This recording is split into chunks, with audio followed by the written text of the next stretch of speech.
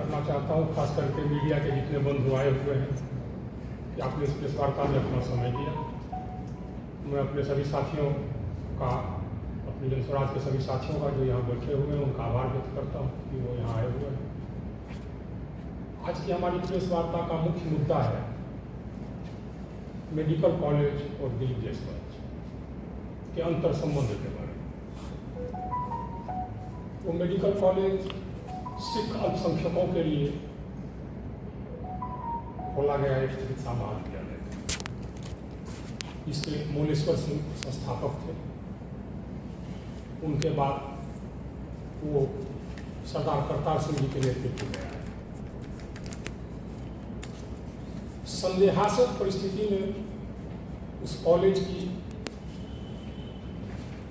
समूची मिल्कियत या कहिए उस ट्रस्ट पर समूचा का समूचा आधिपत्य वर्तमान प्रदेश अध्यक्ष श्री दिलीप जायसवाल जी के हाथ में गए। विभिन्न प्रकार की अनियमितताएं का उस कॉलेज में आरोप लगाया जाता है कि एक नियम के मुताबिक उस कॉलेज के ट्रस्ट में 2/3 सिख ट्रस्टी होने चाहिए। कहा जाता है कि उन नियमों का पालन नहीं किया गया। सरदार करतार सिंह ने किन परिस्थिति में उस कॉलेज को छोड़ा, ये भी संदेह के घेरे में। करतार सिंह जी कहाँ हैं, किस परिस्थिति में जेल गए, ये भी संदेह के घेरे में। इसी कॉलेज के संबंध में विवादास्पद हत्या की भी चर्चा होती है राजेश शाह जी की। वो भी एक संदिग्ध परिस्थिति की हत्या थी, एक विवादास्पद हत्या थी जिसके परिजन आज भी बोलते हैं कि हमको उचित न्याय मिलना है। देखा गया है कि इस कॉलेज में बिहार के विभिन्न राजनीतिक दलों के नेता, बाइक कम्पिटिटिव नेताओं के पुत्र या उनके जो भी पाले हों, उनका एडमिशन हुआ है मेरिट के आधार पर नहीं, मैनेजमेंट कोटे में।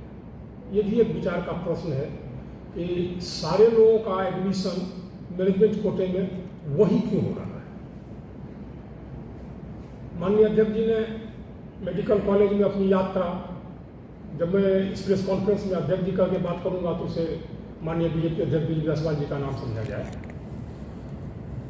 उन्होंने उस कॉलेज में अपनी यात्रा एक क्लर्क से शुरुआत की थी और वो आज कॉलेज के मुख्य कर्ता करता है। तो वैसी कौन सी परिस्थिति निर्मित हो गई कि एक माइनॉरिटी के लिए स्थापित कॉलेज के मुख्य ट्रस्टी के रूप में वो स्थापित हैं।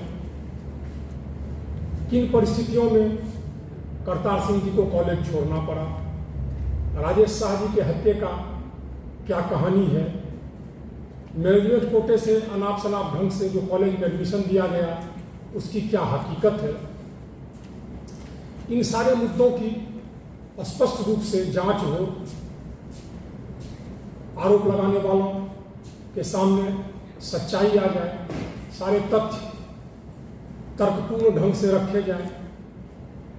इन्हीं मांग के साथ हमारी पार्टी के सूत्रधार माननीय प्रशांत किशोर जी ने एक प्रेस कॉन्फ्रेंस किया था और उसके बाद पुनः हम लोग ये प्रेस कॉन्फ्रेंस कर रहे हैं उन्हीं मांगों को दोहराने के लिए। मैं अंत में आपको एक बात जोड़ दूं कि ये सेल्फ जनरेटेड जनस्वराज पार्टी का मुद्दा नहीं था। ऐसा नहीं था कि ये मुद्दा हम लोगों ने अपनी तरफ से उठाया।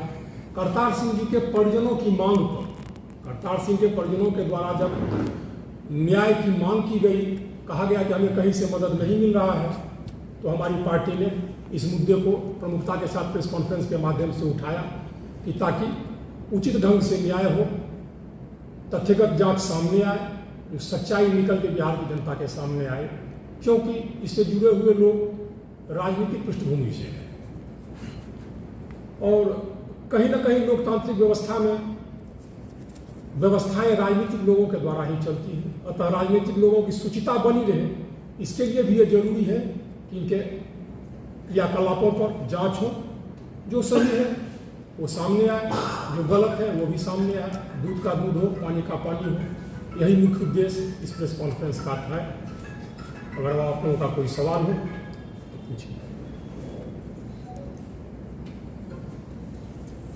ये जो मुद्दा आप उठा रहे हैं कॉलेज का, इसके सपोर्ट में आप लोगों के हाथ कोई डॉक्यूमेंट लगा है क्या कि जिससे ये साबित हो कि वाकई में दिलीप जायसवाल ने ऐसा कुछ किया है?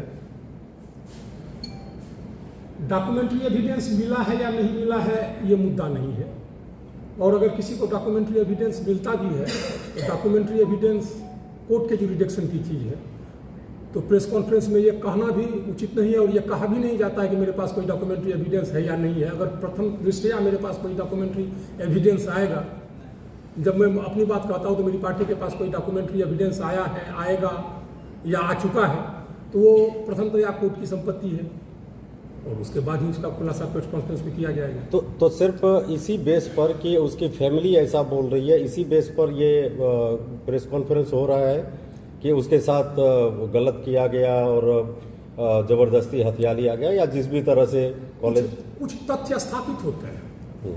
ये पता है कि वो माइनॉरिटी का कॉलेज है, इसके ट्रस्ट में 2/3 सिखों का होना आवश्यक है, या माइनॉरिटी के कॉलेजेज के कुछ स्थापित तौर तरीके होते हैं, उन तौर तरीकों का वहाँ अनदेखी किया गया है, ये तो एक स्थापित तथ्य है।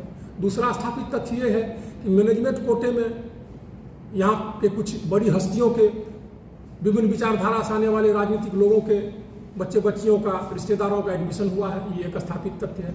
और सबसे बड़ा स्थापित तथ्य ये है कि पीड़ित परिवार न्याय के लिए जगह जगह भटका, हर जगह भटक रहा है और हमारी पार्टी के पास भी आया। हम एक राजनीतिक पार्टी चलाते हैं, तो निश्चित रूप से सब कुछ पारदर्शी हो, सब कुछ पाक साफ हो, इसके लिए प्रयास करेंगे और हम लोगों ने ऐसा प्रयास किया भी।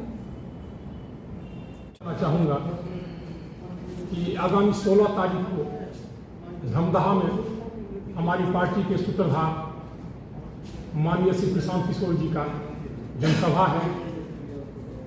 उनको सुनने, उनको समझने, बिहार में बदलाव के संबंध में उनके क्या विचार हैं, बिहार के विकास के लिए उनके क्या विचार हैं, आप उन्हें जानने, उनसे जुड़ने वहाँ अवश्य आएँ, ऐसा मेरा आग्रह है। मेरी पार्टी, मैं, यहाँ बैठे हुए तमाम साथी व्यक्तिगत रूप से ये अपील करते हैं। ऐसा आप अपने अपने चैनलों से इस अपील को प्रसारित करें।